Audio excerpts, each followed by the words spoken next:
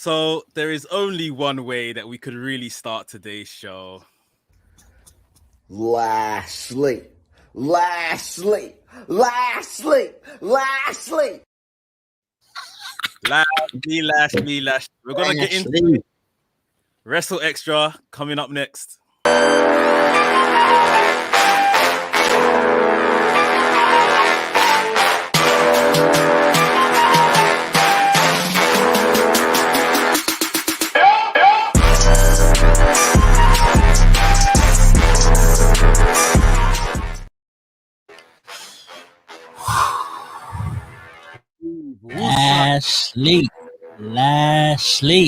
Lashley. Oh my gosh, bro!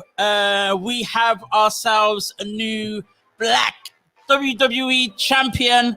His name is Lashley. Oh my gosh, folks! This is WrstlXtra. You are watching on the WrestleManiac UK YouTube channel. You are also listening on AffinityExtra.com. Now that all of that's out the way, Lashley, on this for an hour, bro. Lashley. Oh my word. So we didn't expect it to happen. Well, I didn't expect it to happen. You did. Nope. I didn't. You know what? I didn't expect it to happen tonight or last night, should I say? Right. But we expected it, but yeah. Yeah. Of course. I was just waiting. I mean, I had a little bit of hope when Drew McIntyre versus Sheamus was the first match. Same. I was like, okay, Same. All right. This is gonna happen. And that match was fire, bro. That match was bad. So I was like, okay, this is gonna happen. So that first little thing happens now, and I'm like, okay, they're gonna mess with us today. They're gonna mess with us. Then the second thing happens, and Miz gets himself counted out by running away. They're gonna play with us. Bro. Then they set the lumberjack match. Okay, let's go. And the match starts. You know what, bro? I'm telling you now. The whole, I don't know how long it was, like 5 minutes. The whole 5 minutes, bro. I'm waiting for the lights to go down. I'm waiting for Randy Orton to jump in. I'm waiting for Lesnar to come out of somewhere. I'm waiting for the Fiend. I'm just waiting for just any and everything, music, this, that, and whatever else to stop it from happening. But as soon as he hit that, put that hurt lock on him, bro. Yeah, the heavens open, bro. He was tapping out before the referee even saw that he was tapping out. Exactly.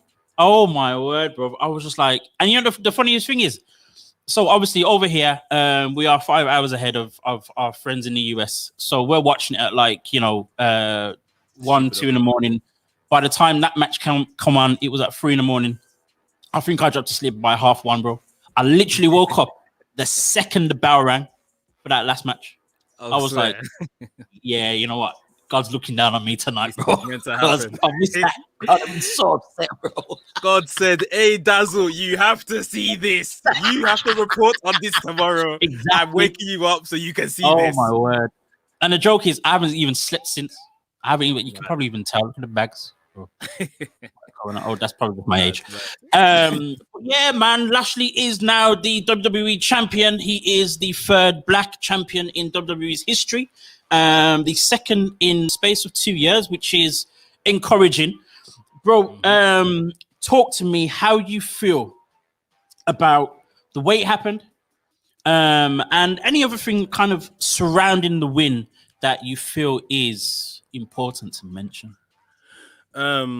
I think first off, like, massive kudos to Miz. I think Miz, although his part in this entire thing of Bobby Lashley coming to this point was very small after all, in the last 2 weeks where he's picked up this title, he played some games last week, and then his performance on the night, I think he deserves a big shout out.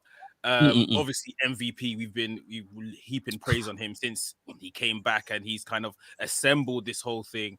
I thought Raw wasn't a good show last night, but what made it good was we had this through line from the beginning of the show of we're gonna get this championship match, and no matter how many times Miz duck and dived and whatever, it was the constant. It was something that, you know, started the show and was gonna end the show. And I kind of often compare the best parts of Raw to times in the Attitude Era, you'd see that a lot in the Attitude Era, where you know there's something going on throughout the show, and it's going to conclude in the main event or the main event segment. And it just gives you something to keep you going during the episode, even if you're not interested in everything else that's happening around it. At times as well, I thought all hope was lost when, you know, Miz didn't come out because he needed to go poo-poo. When Miz came out and ran off with the belt, I thought, nah, like, come on. This, like, you know, I'm messing with us proper today. But, you know, honestly, Lashley winning it was the right thing to do. I'm happy they have... you know, struck while the iron is hot. They haven't missed the opportunity. They've done it at the first glaring opportunity anyway. I think I found it amusing when, you know, he's picked up the belt, he's celebrating, and he's a heel, but he's trying not to get taken away in the emotion of it. I think MVP probably senses that, and MVP's like, put the Hurt Lock back on him. We ain't celebrating yet. Like, and he puts the Hurt Lock back on him. Like, don't leave character, like, just yet. And then he then, after he dropped him again, picked up the belt, and literally like a split second before they went off air, you just saw some massive smile come across Bobby Lashley's face. You probably thought they had stopped rolling, but I saw it. And then I think I saw a backstage segment, like a WWE.com interview thing of what just them the Hurt Business guys just lapping it up in the Thunderdome in the back. And MVP just saying how proud he is of everyone, and that's what it's about, man. This guy has held championships everywhere he's went, even outside of this particular sport, Bellator as well. But it's like this is the big one. This is the industry standard. So yeah, well overdue, and I'm so happy he's done it. Yeah, man. There's been interesting dialogue between, you know, fans and stuff like that, and you know, we're all happy that he's the champion. We've got a new black champion and all the rest of it. But, you know, as you would expect, people are going to liken it to Kofi, how that went, how great that was. And some people, you know, not playing it down as in playing down the accolade, but more so how it happened. And I understand it. It was kind of, you know, he beat The Miz. Of course, he's going to beat The Miz. Nothing special about that, I guess, in that respect. It felt, you know, it was only 2 weeks ago that he kind of put himself in the title picture, officially, I guess. So people are kind of like, you know, playing it down to compared to Kofi's one. But you know what? I feel as though like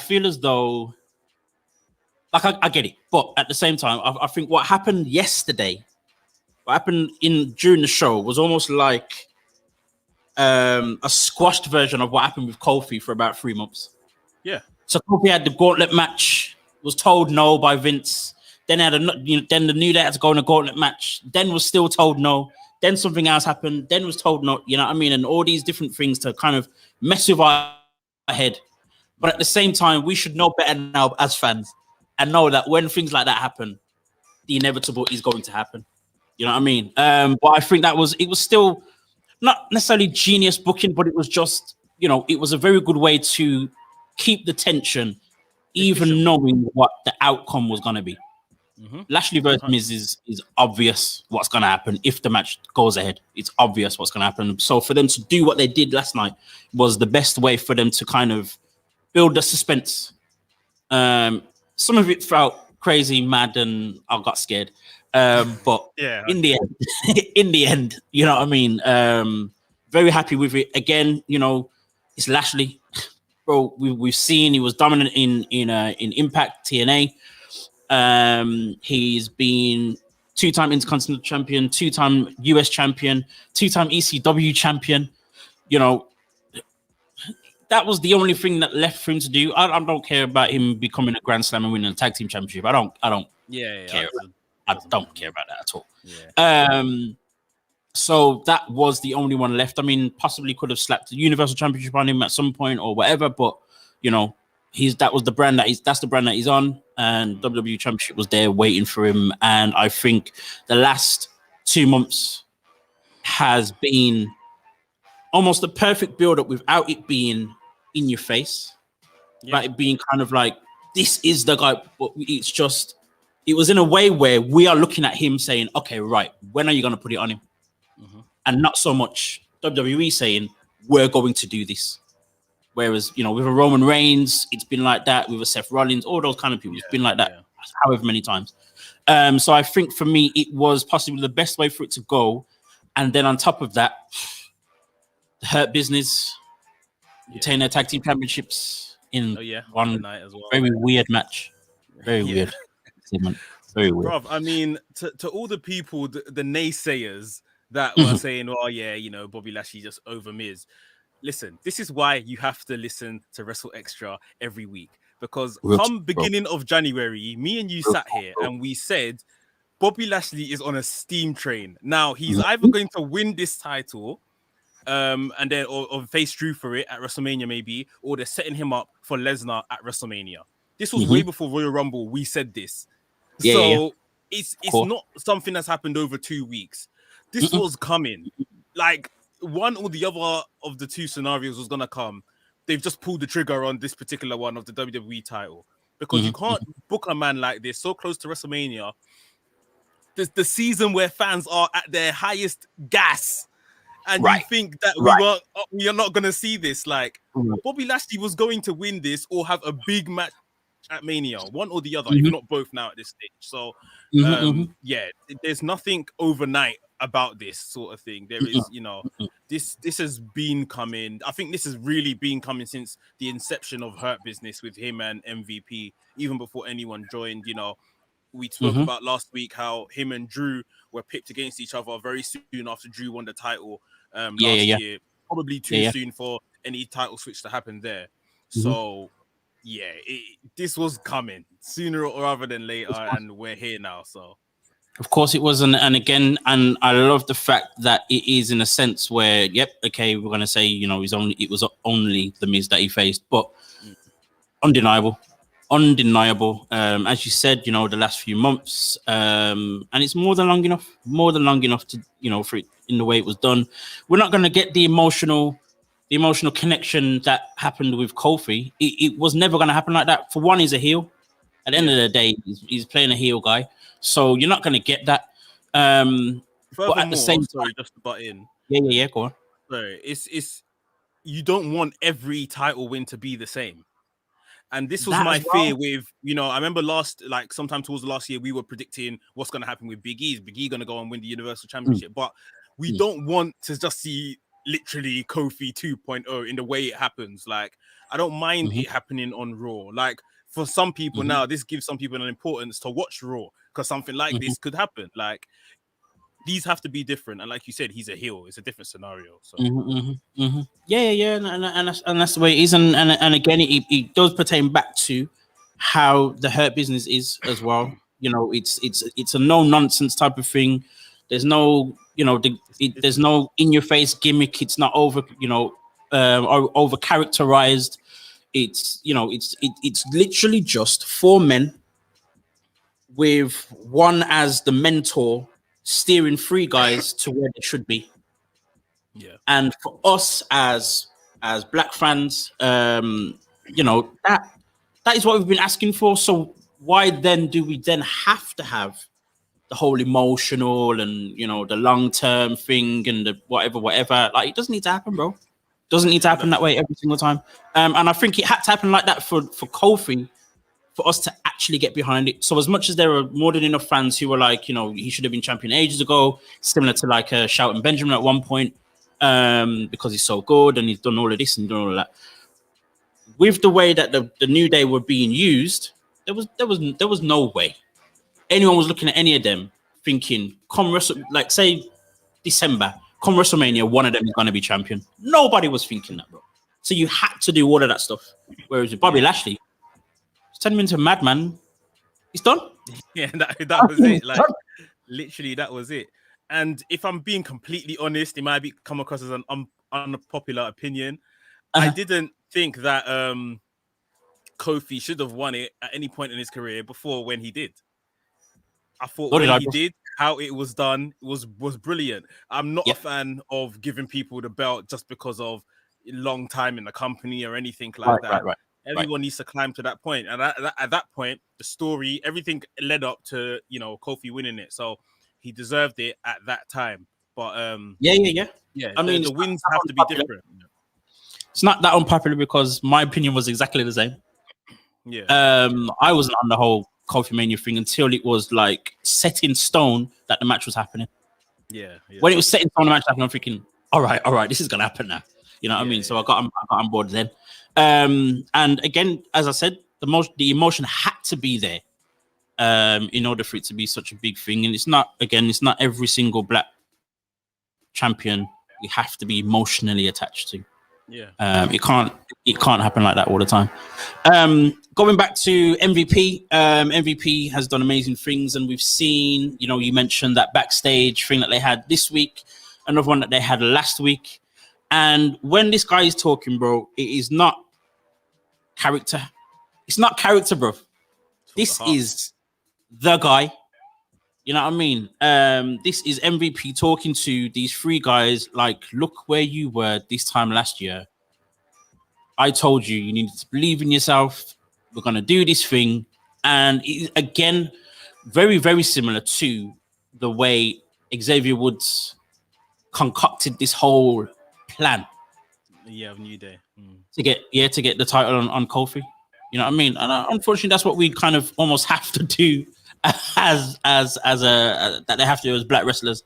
But again, it adds to the whole fact of we've done this and it's authentic. You know what I mean? It's as authentic as it can get. So, and yeah, Shanti said it right. you see that walking stick man pulled up with? Bro, listen. It's like when he was walking, when they were first walking down on Raw last night, and he's walking with the walking stick, bro. I'm like, you know how much this adds to this whole thing? 100%, bro.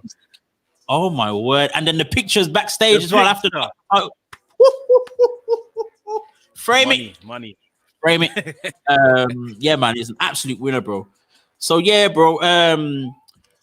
I saw something on Twitter earlier today, and I think I might need to find someone who can make this T-shirt. I think this year it's gonna be WrestleMania because, bro, we've got Lashley going to Mania as champion, and of course the other thing that we want to talk about is Bianca Belair and Sasha Banks. It's now official. Finally, the most important match in the history of wrestling. I don't care what anyone says. It is straight up. It's the most important match in wrestling history. Is now official. It's happening. I'm going to give my opinion very quickly on this.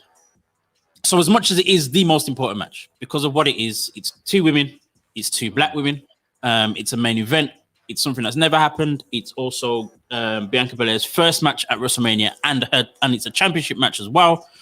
There's so many things about it that is just so important in terms of representation, in terms of breaking barriers, all of that kind of stuff. My only thing is the way it's being executed right now. Yeah. I'm kind of like, where are we going? What are you giving to me? I saw felt like something was going to happen, but then with the way it kind of came through on SmackDown, I was like, oh, okay. I mean, great that it's happening. Finally, it's official. Yeah, but it was kind of like,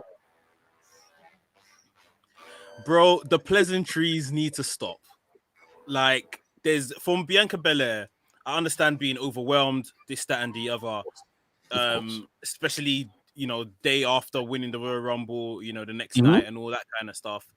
But there's been too much of a bit of an attitude of I'm happy to be here, like, oh my god, like, WrestleMania, EST, like, bruv, you ain't done nothing. Like, you've got to the dance. Now you've got to win the battle. The dance battle has to happen. You see what I mean? And I understand they're trying to.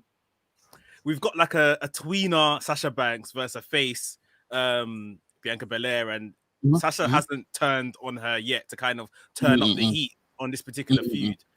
It needs to happen. It needs to happen. Like, it needs to happen, bro. Because right now you can tell the story of two tweeners or two baby faces or two heels, but I just don't think it's being done very well.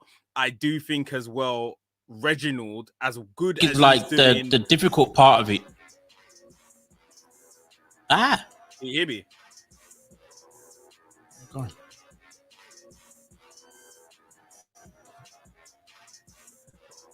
You there? Can you hear me?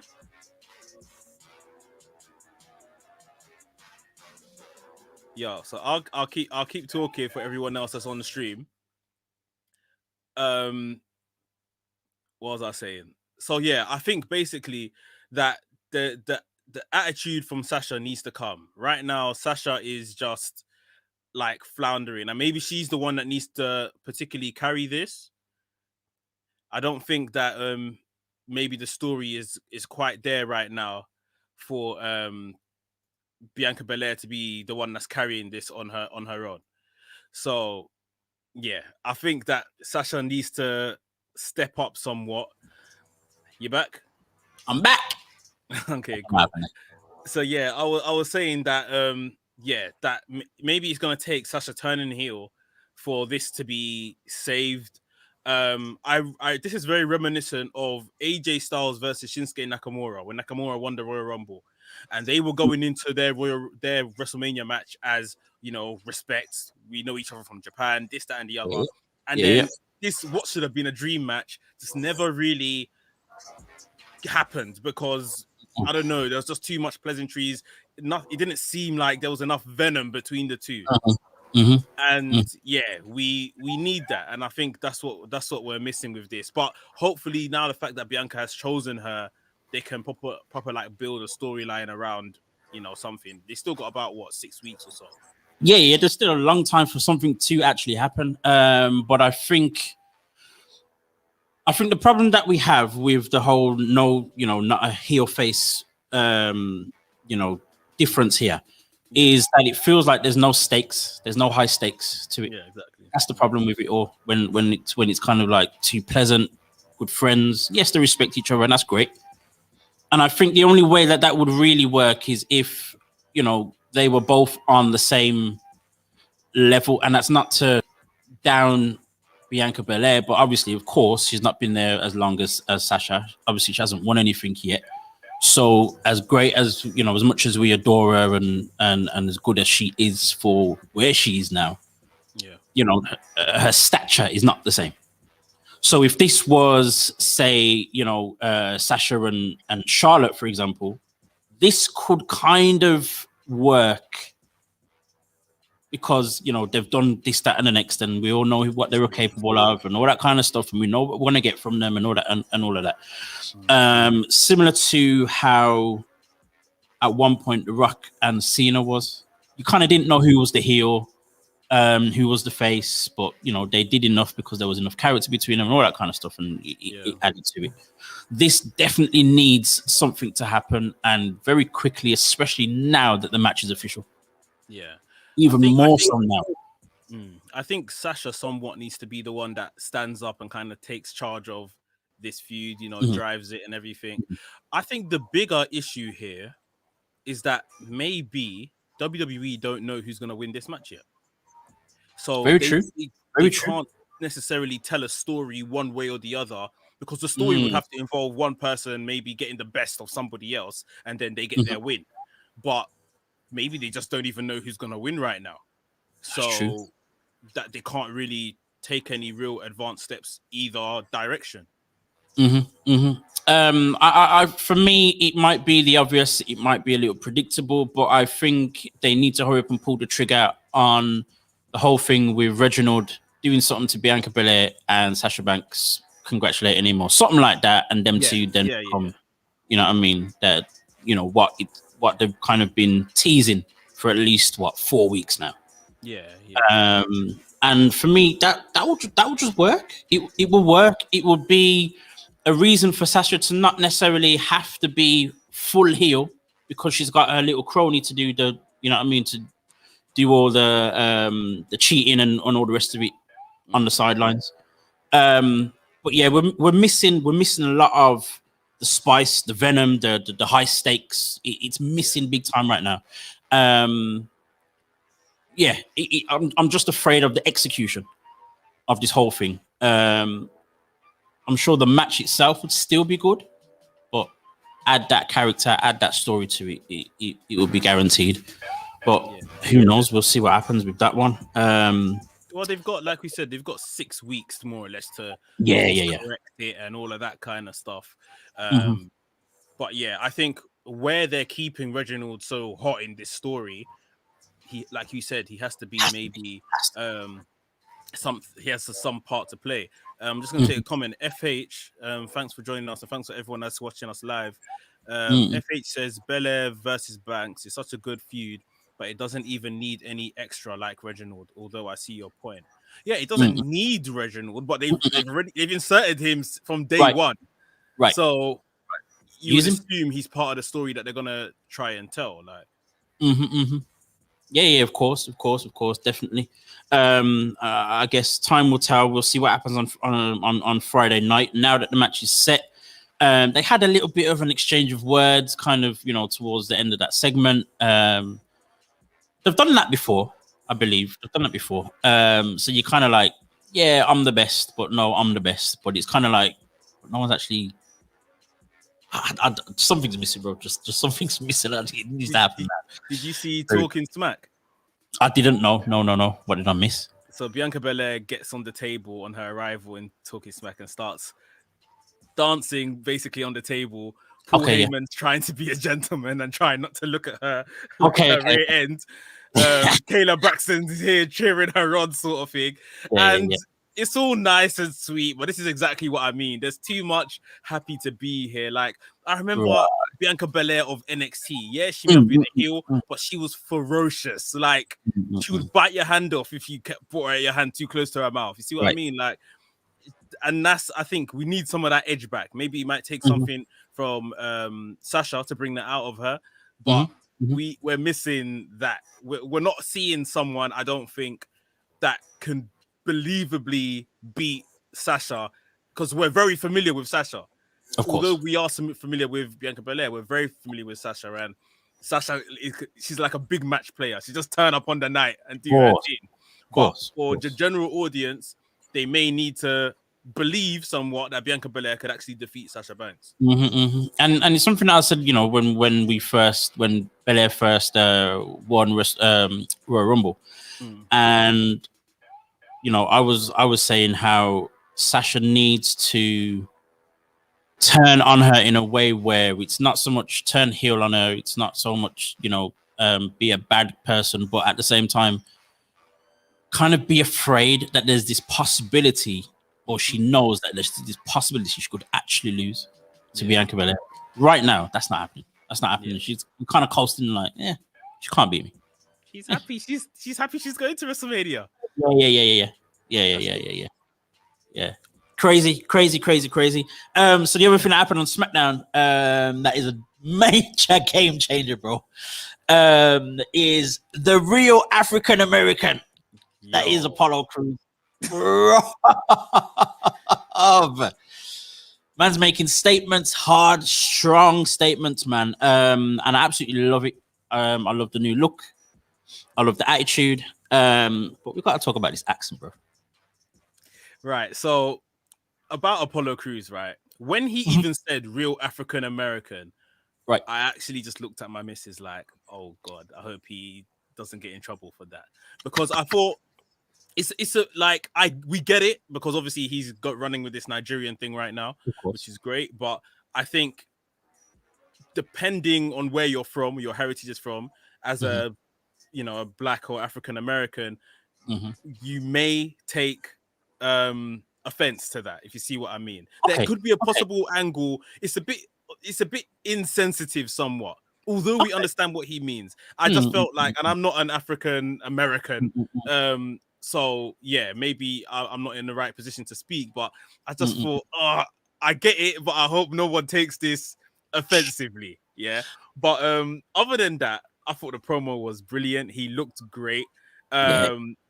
I'm Nigerian, so the little thing he wore over his arm, I didn't really get, because he just worn as a scarf. But it's like he, I don't know, almost christened himself this position. So whatever, it's cool.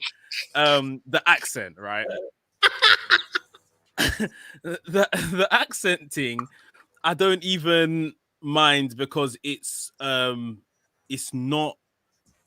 He's not having this accent. He wasn't speaking with this accent throughout the promo. He specifically said, he's repeating something his granddad would have told Big E or whatever the case was.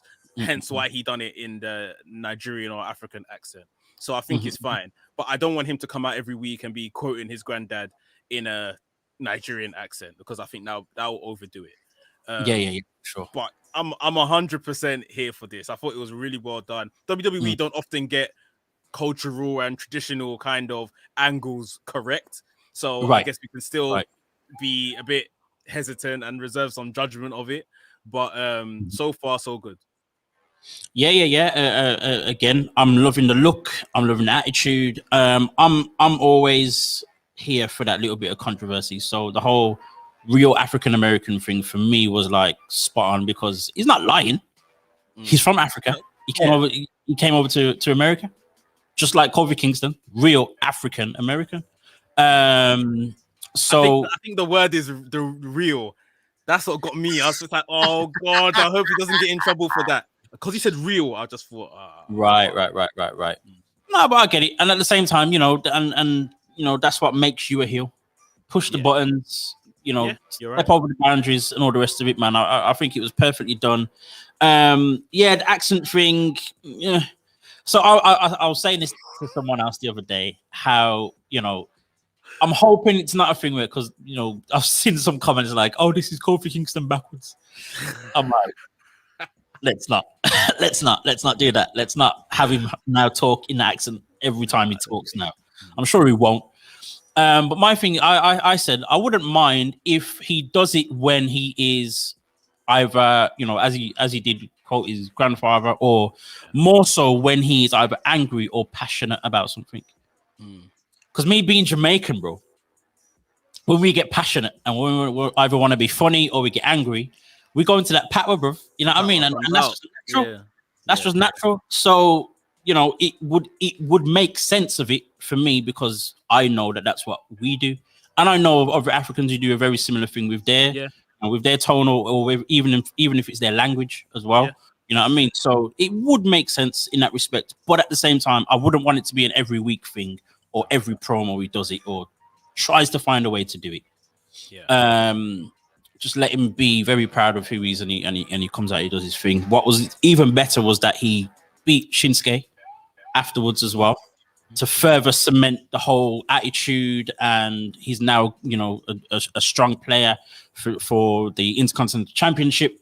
So it's going to be very interesting when they actually have Big E and the two of them kind of come back and kind of face up to each other, because obviously he threw the stairs on him the week before. That was crazy, bro. So Big E's gonna come back with some fire in his eyes, in his belly, and ready to kill him. But then Apollo's like, the way that he's looking, like, all right, come on then, give me your best. You know what I mean? So I'm very interested to see what happens with them two. Very. Yeah. Again, I was gonna say, Apollo's someone else who's had another. He's had, compared to his recent years, he's had a great 12 months.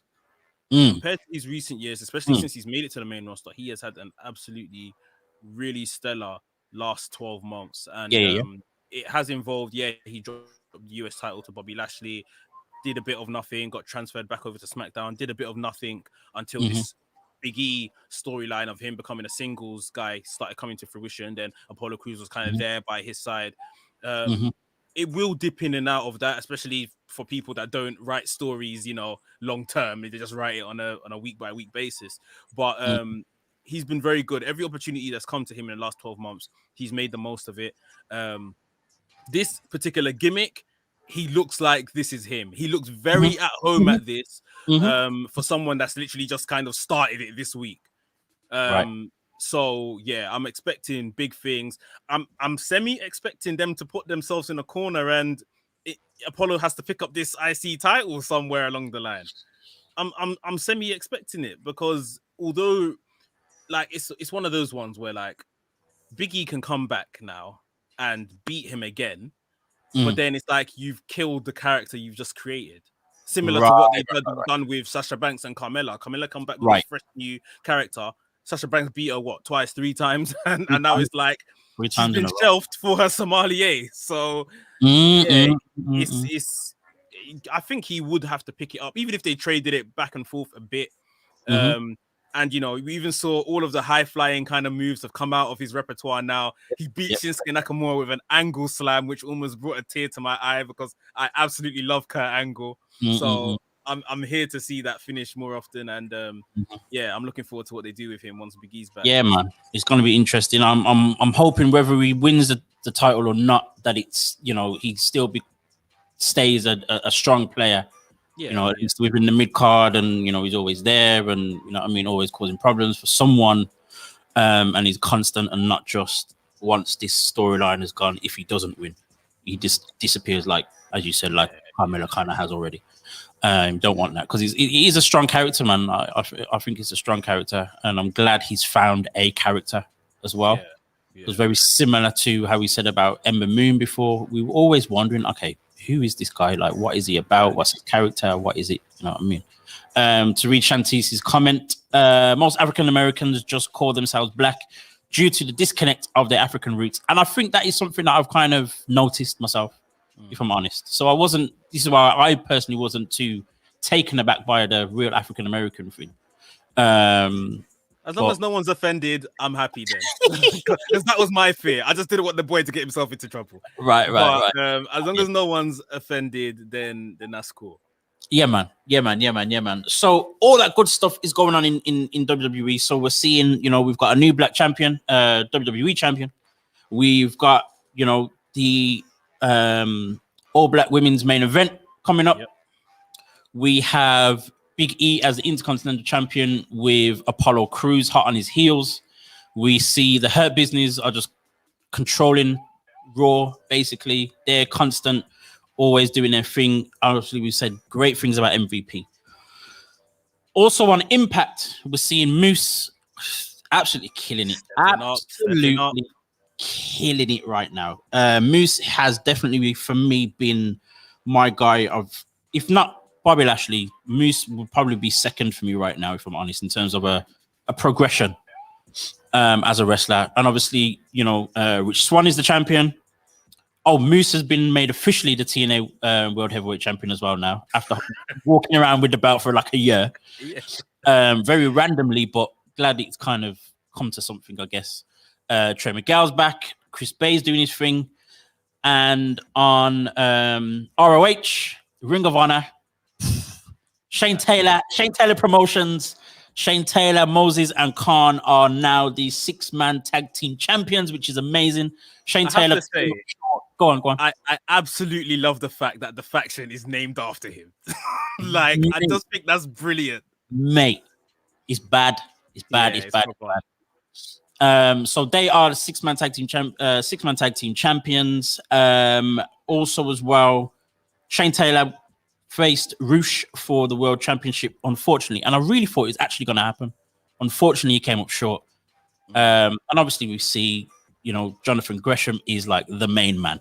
Doing his thing. In ROH right now. He is the pure champion. Unfortunately, he and Jay Lethal lost their tag team championships, but to Kenny King. Come on. Can't complain, bro. Kenny King on his whole Mexican... With his whole Mexican friends. It feels like me when I was at school, when I was in secondary school. I was the only black person in my class. That is so all my friends were Asian, bro. So I'm running around with the Asian boys. That's the area you live in, though, isn't it? Right. Yeah. That's crazy. Exactly. Wow. So I feel like that's what Kenny King's doing at the moment. Like the Asian boys are the Mexicans. Yeah. So we've got all of that. WWE, Impact, ROH. What's happening on AEW, bro? What is going on AEW? Check your notes, bro. Try and find something. I'm just looking everywhere for AEW's representation. What is going on? Right, man. I don't know. So we've got Ricky Starks in a on paper big story, decent. on paper, good storyline. It's Sting. Come on. Yeah. He's One of the greatest ever. One of my favorites of all time, by far, Sting. All right, amazing. We have Jade Cargill. I love Jade Cargill. Absolutely love Red Velvet. But then we've got Shaq. Anyway, they're trying in a very random way to throw Scorpio Sky in this ladder match. This very random ladder match, in my opinion. And we also have Private Party, who teased this whole thing with the Impact Tag Team Championships, and then now, Isaiah Cassidy was in a decent match against Adam Page the other day. Yeah. There's nothing more to say. Like, there's nothing else going on. Like, there's literally nothing else going on. So, I guess for me, this whole thing now is the reason why I have a problem. The reason why I have an actual issue with this whole thing is because a year ago, AEW gave it that big talk of representation, this, that, and the next. Oh, and the other thing I forgot to mention, sorry, Nyla Rose is in the final of the women's tournament, the random women's tournament. On YouTube. So I'm just like, okay, right. What are we doing here? What are we actually doing? And all right, this isn't me saying that someone needs to be a champion.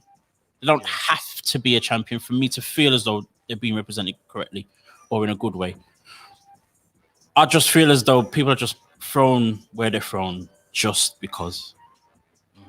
There's no substance to it. They're all about this whole, long-term storyline, but all the people who are in long-term storylines are everyone that's in the elite. Yep. So Adam Page, Young Bucks, Kenny Omega, Chris Jericho,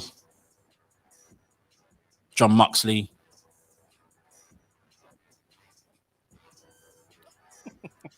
White Pope, bro. It's Darby Allin, Cody Rhodes. Like, what are we doing? I kind of have no. I want to, me already. Like, I try my best to be balanced about everything. But I'm really struggling with this one because I'm now like, okay, right. This is taking way too long for me to feel as though the representation is actually happening. Yeah, I don't understand any of it. I don't see where people are going. I don't see where, what's going to happen with Ricky Starks. Ricky Starks is going to lose. Sting and Darby Allin are not losing, bro. Yeah, 100%. Not losing. Isaiah Cassidy ain't going any further than that match that he had with Adam Page. I'll be very surprised if Nyla Rose is probably the only hope of a realistic, possibly, because it's kind of long overdue. Mm-hmm. Well, she's been champion already once. Yeah, she's been champion before. She just held it for way too long.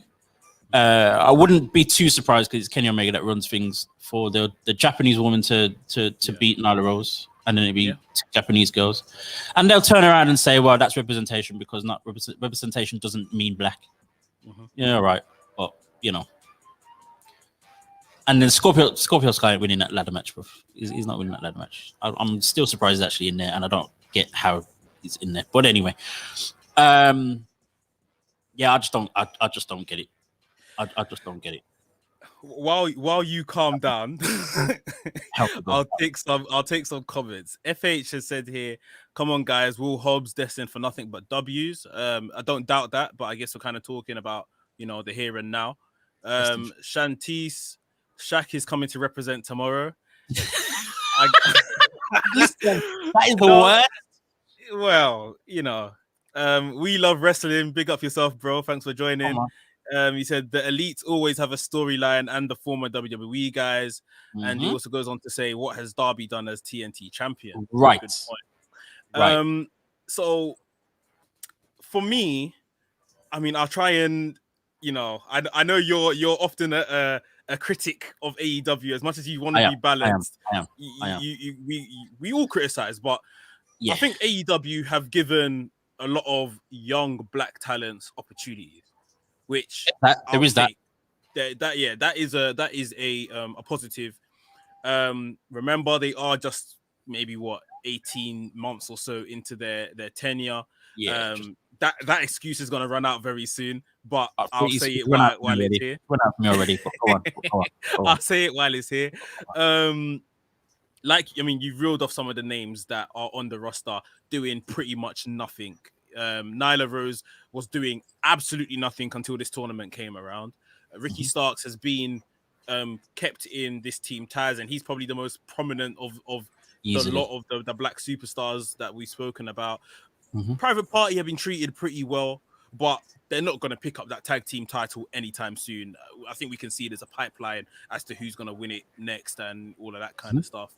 But they have been looked after, and I think this is it. You and AEW have done this one too many times since their inception. They come out and say something, and then they don't stick to it. And instead of coming out and declaring it, just don't say anything, and let us be the judges of what you're doing. You know, they've done this with the whole league system of the rankings of who's going to face who next. I think we were saying Big Swole, maybe even up till now, second or third in the women's rankings. She was second or third at one for a while, but then it was while Shida had this thing with Abaddon.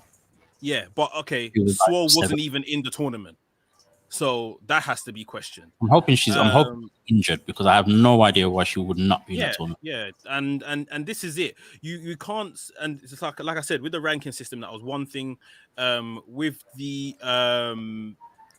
representation that they declared, it was all you know, that we will look at all of this kind of stuff, but maybe it is, you know, different sexualities, different genders, and, you know, all of that kind of stuff that they're counting as representation, which is, you know, a spectrum of it. But yeah, we're not, the black people in the company aren't being represented, let's say, at the highest level. Japanese people have been to the pinnacle. You know, the whites, obviously.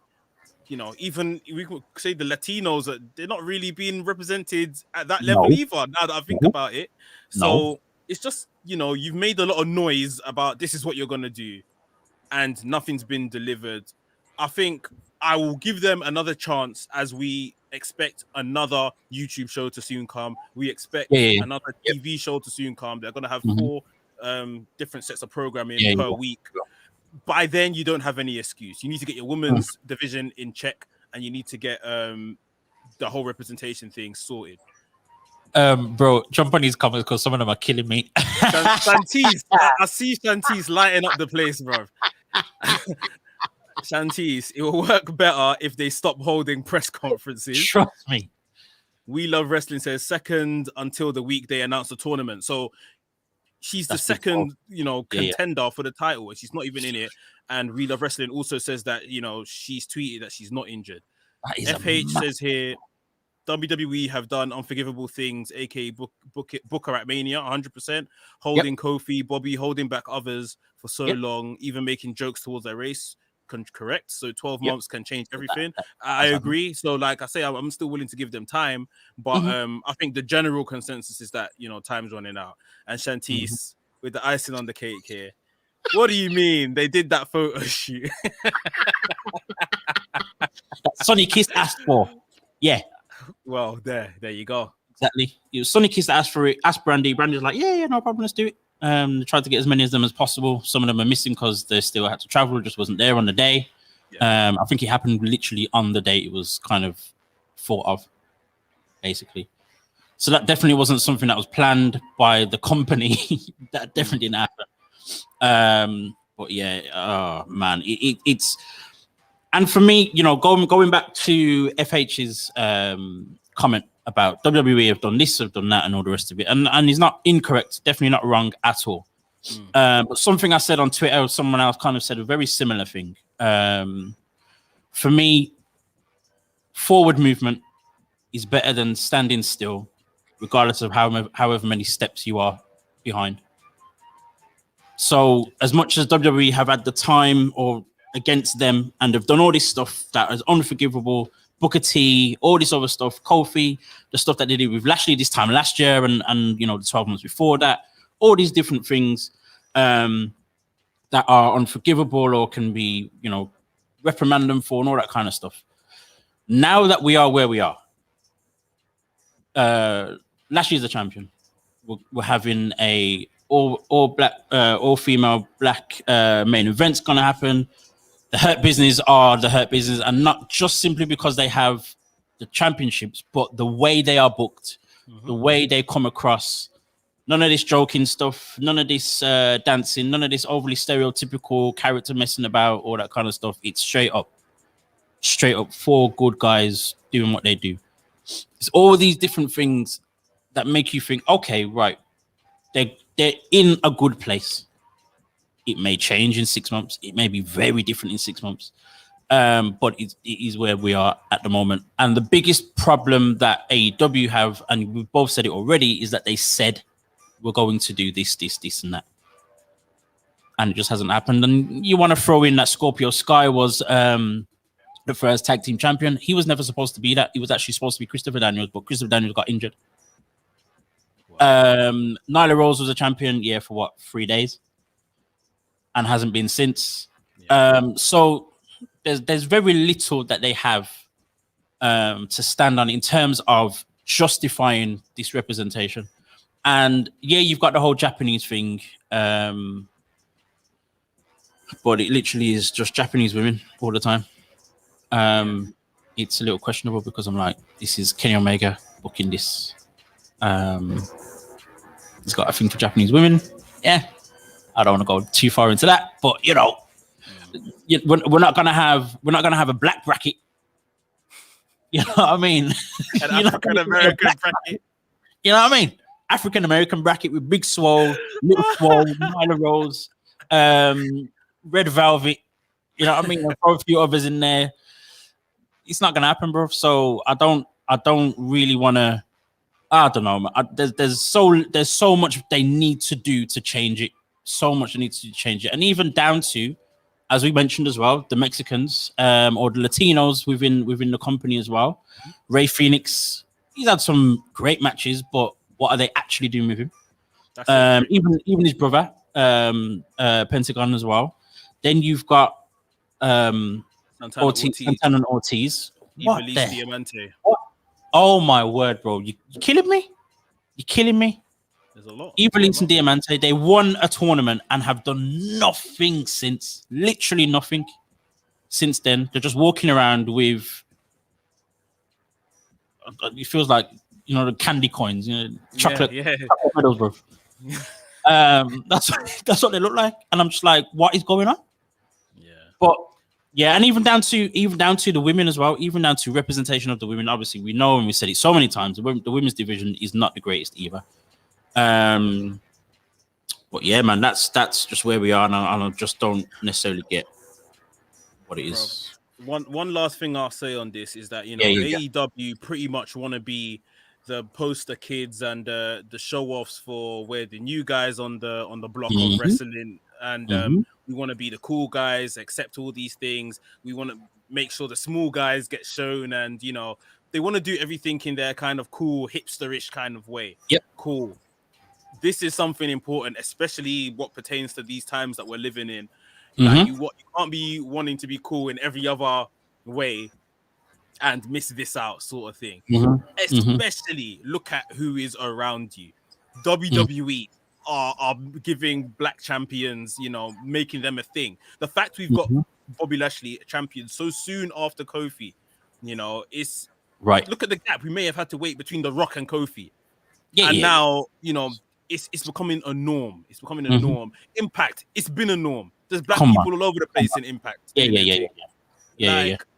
You mentioned ROH and other places like MLW as well. Like Leo Rush is a double champion. Like we just have to stay awake with the times. You see what I mean? Like, and like I said, you said you're gonna do this, not me. So I just want you to deliver on your promise. That's it. Yeah. Right. Just deliver on your promise. That's it. Right. Exactly that. But we got to move on. And I'm happy to move on. I could go on, but I'm happy to move on because I'm going to get upset. I already am. So we are at the end of our show. And usually, of course, we always do our stars of the week. I think for a second week in a row, we're not allowed to choose Bobby Lashley. 3 weeks in a row. Oh, This wow. is the third week. Wow. Bobby Lashley's the obvious one, man, for sure. So hit me. Who have you chosen for your start of the week? I was gonna go with Apollo Crews anyway. Okay. I honestly think this promo is, it not as far as I'll say the comparison I'm thinking of, but I know it's not as big as this. Austin 316, like how something changed the whole landscape for that person. Right. I'm not saying before anyone clips this and goes and makes me look like an idiot on the internet. I'm not saying Apollo Crews is going to be the next Austin. I'm not saying that at all. But what I'm saying is, I'm saying the promo, the quality of the promo is enough to change his fortunes. I think it was delivered expertly.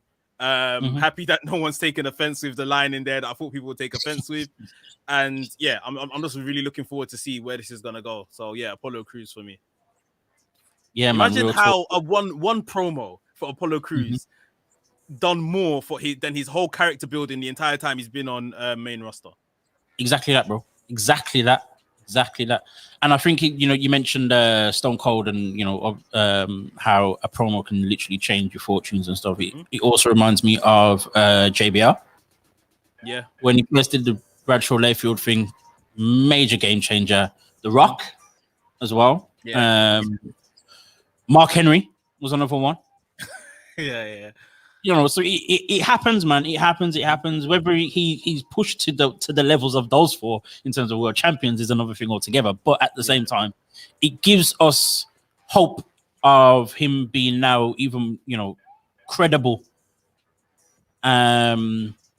Just that little bit more, because as much as we know that he can do great things in the ring and he's both strong and very agile and can move like a cruiserweight, the whole character thing was a major, I guess, issue in terms of him, going to any next level.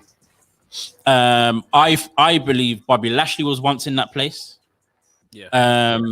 We can argue Ricochet is there as well. Cedric Alexander was definitely there as well. Shelton Benjamin as well. Just the whole Hurt business. They were there.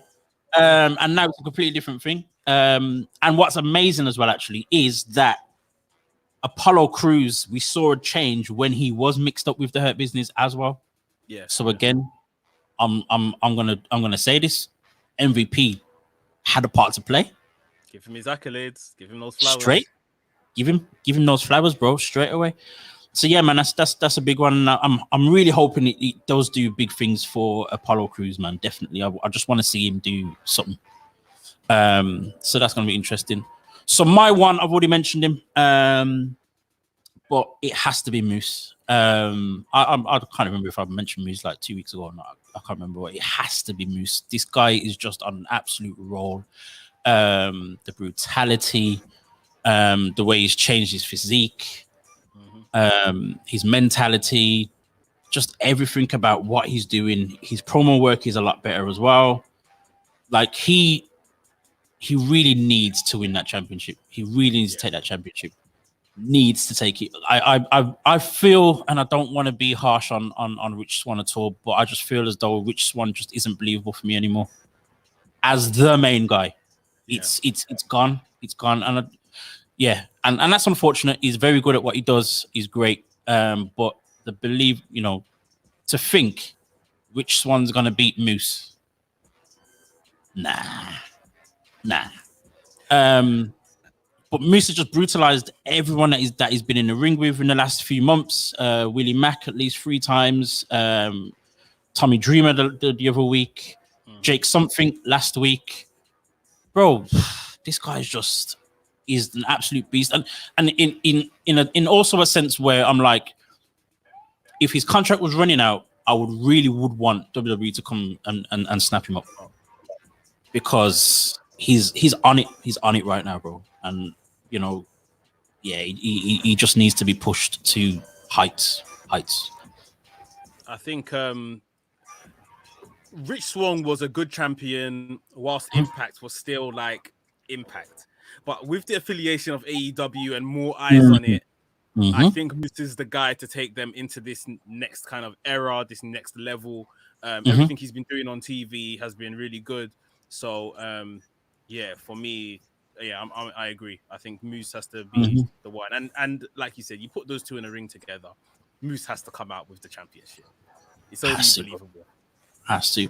I mean, it's going to be interesting to see what then happens with this, TNA championship, if they're going to just unify it like almost straight away, or it will go somewhere else. I don't know. I think more than likely they'll just unify it and be done with it.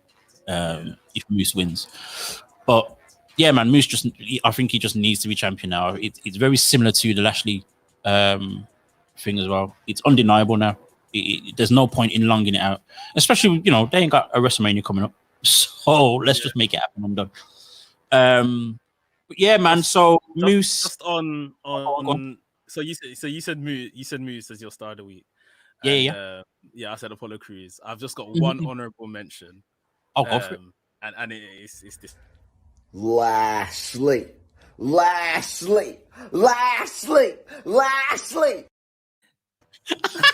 I had to.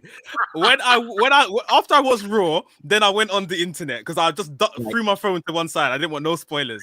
I watched Raw, and I went on Twitter and I saw that, and I absolutely I was crying of laughter. Like, listen, I saw the picture, and you saw that I tagged you in the picture that I shared on my story. As soon as I saw that, I thought of you straight away because we said the same thing last week. So then when I saw the video, I was like, oh my God, this is absolute gold, bro. Absolute gold, bro. But yeah, man. Lashley is the guy. 3 weeks in a row, let's be very real about it. 3 weeks in a row, he's been our guy. But we're trying to be nice to other people just because we're nice people. Well deserved to Bobby Lashley, honestly. Yeah, man. Massive, massive, massive. So, folks, this is WrstlXtra. You have been listening on AffinityExtra.com, and you are watching on the WrestleManiac UK YouTube channel. Of course, you can follow me, and I'm sure you already are, on Black Wrestling Alliance on Instagram. I was actually quite active on Twitter today. I'm proud of myself. Very. Oh my God. I'm not going to be on there tomorrow, though.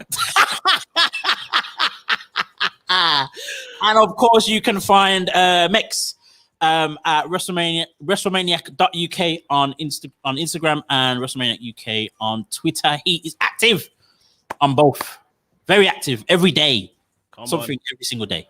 I can't keep up. But folks, this has been a good one, and we will see you again. Same back time, same back channel, same black time, same black channel. Next week. See you later, guys.